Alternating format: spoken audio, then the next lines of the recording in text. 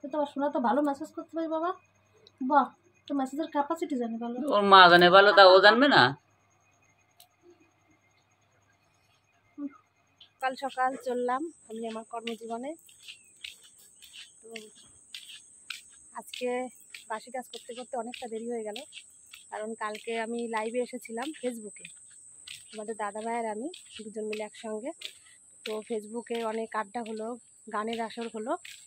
তো লাইভ করতে করতে আর কি রাত্রে কোনো কাজ সারতে পারিনি। তো ওই জন্য সকালবেলা কাজকর্ম করতে করতে আর কি দেরি হয়ে গেছে। তো এখন এই যে যাচ্ছি কাজে।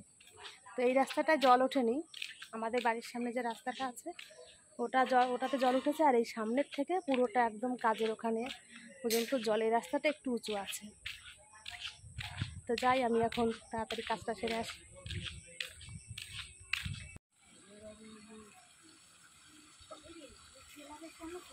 কি করো? ডিউটি। বিছনা গোছানো ডিউটি, তাই? তা সকালে কি খাওয়া দাওয়া হলো, না এখন ঘুম দিয়ে উঠলে? হ্যাঁ বলো। তুমি যা ভাবো তাই। এখন ঘুম দিয়ে উঠলে নাকি অনেকক্ষণ আগে ঘুম দিয়ে উঠছে, সেটা জিজ্ঞাসা করছি। বলে দাদা না আমি 3 ঘন্টা হয়ে গেছে। তাহলে সেটা শর্টকাটে বলে দিলি তো হয়ে যায়, অত প্যাজরা করার দরকার আছে? তা সকালে ডালিয়া করে রেখে গেছিলাম, খেলে? হুম। হ্যাঁ।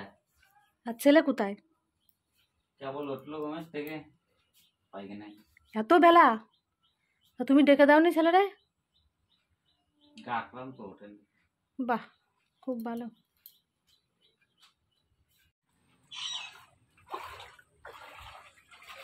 দেখো আমাদের এখানের পরিস্থিতি, জল তো কমছেই না, বরঞ্চ জল বেড়েই যাচ্ছে বেড়েই যাচ্ছে। সবার কত অসুবিধা হচ্ছে, তো আর কি বলবো।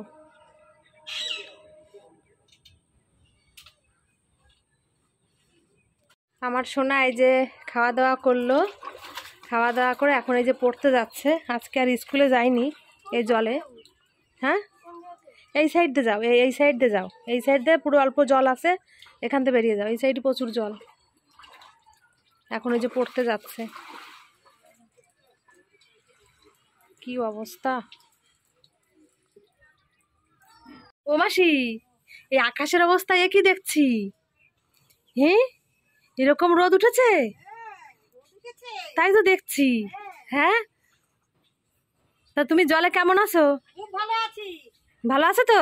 হ্যাঁ, ভালো থাকলেই হবে, ভালো থাকার দরকার। যাক, আজকে একটু আকাশটা পরিষ্কার পরিষ্কার লাগছে, রোদও উঠেছে দেখছি। আস্তে আস্তে জলটা শুকিয়ে যাবে। তো রোদ উঠেছে বলে আমি ঘরের অনেক জামাকাপড় ভেজা ছিল, তো এই যে বাইরে সব মেলে দিচ্ছি একে একে, আর ঘরের টুকটাক কাজও করছি।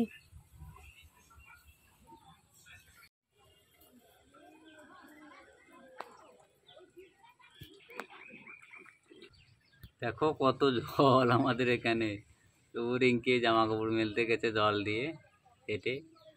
একটু রোদ উঠেছে, মনে হয় আর বৃষ্টি হবে না, না কি কি বুঝতে পারছি না। রোদ উঠেছে আর কি, জলে জলাকাশ।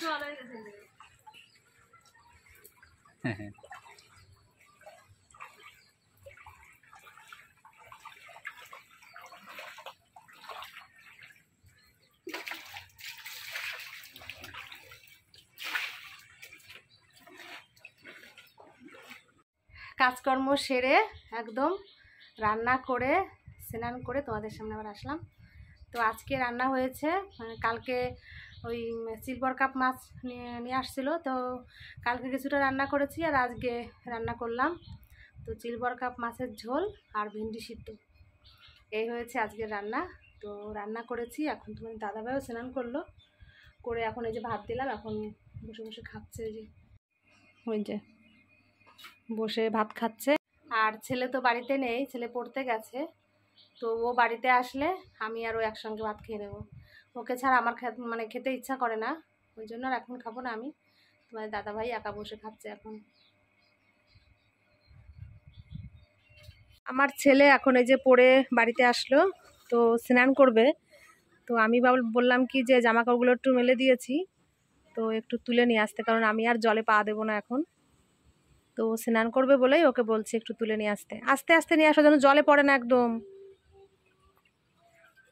নিয়ে আয় সব, আস্তে আস্তে নিয়ে আয়, পড়ে যাবে। ওরে আমার কাজ রে, দাও আমার কাছে দাও। কি দেখেছিস কি অবস্থা? কোথায় বোর্ডের বডি মানে? বোর্ড কাট আস্তে আস্তে নিয়ে আসবে কিন্তু।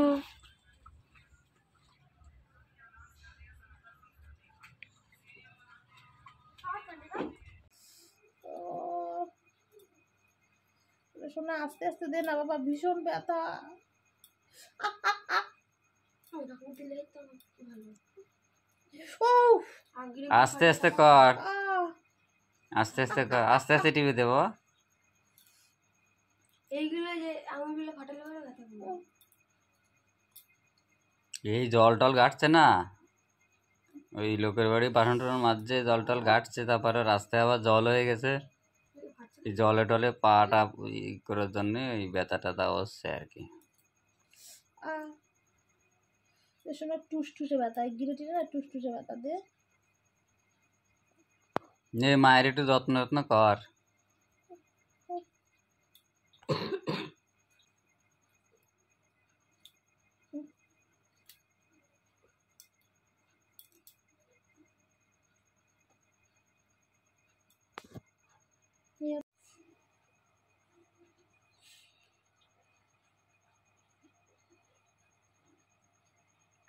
হাতের ভিতরে এবার আঙুল ঢুকে দিয়ে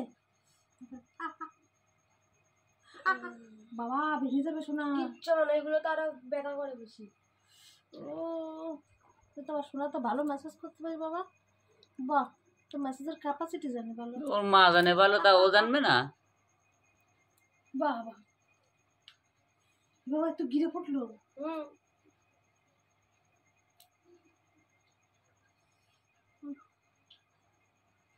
আহ আহ এই গিরে গিরে এইগুলো ফুটে যায়। আগে এই গিরাই দে।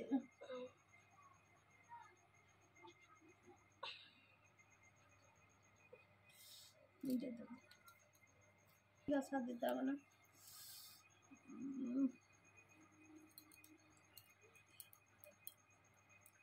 আমি খাওয়া দাওয়া করে একটু শুয়েছিলাম, তো তোমাদের কি বলবো, শুয়ে তো ছিলাম, প্রচুর যন্ত্রণা করছে হাতে পায়ে, অবশ্য একটু ঘুমিয়েও ছিলাম।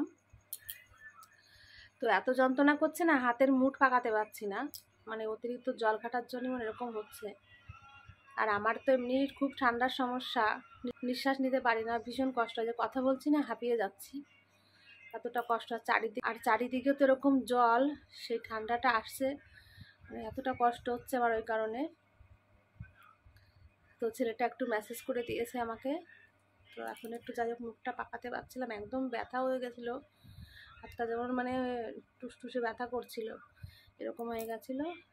তো এখন আবার দেখো কত কাজ আছে রান্নাঘরে, বাসন মাছ দেবে, জলের কাজ আর করতে ইচ্ছা করছে না আমার, আর জলে পাও দিতে ইচ্ছা করছে না। এদিকে আমাদের টয়লেটটা একদম জলের মানে বাড়ির সামনে থেকে ঘুরে তারপর আমাদের এই টয়লেটটা এখানে, এতটা জল বাড়িয়ে বাড়িয়ে তারপরে যেতে হয়, প্রচুর অসুবিধা হয়ে যায় আমাদের, জলে পা দিতেই হবে, ভাবি যে দেবো না, জলে পা না দিয়ে মানে কোনো উপায় নেই, এরকম অবস্থা। তারপর তো পায়ে চুলকানো, একটু মলম নিয়েছিলাম, তো আবার দেখছি একটু মলম নিতে হবে পায়ে। আমাদের এখানে এতটা নিচু জায়গা না, মানে খুব অসুবিধা হয়ে যায়, একটু বৃষ্টি হলেই জল জমে যাচ্ছে, ড্রেন ভর্তি হয়ে যাচ্ছে, আর এরকম জল উঠছে, খুব অসুবিধা হয়ে যাচ্ছে আমার। আমার কেন, এখানে প্রত্যেকটা মানুষের ভীষণ অসুবিধা হচ্ছে, তো আর কি করা যাবে। তো যাই হোক বেশি কথা আর বলতে পারছি না, খুব কষ্ট হচ্ছে নিঃশ্বাস নিতে। তো আমার ভিডিওটা আমি এখানেই শেষ করছি, তোমরা সবাই খুব ভালো থেকো, আর আমাকে একটু সবাই সাবস্ক্রাইব করে দিয়ে আমার পাশে থেকো।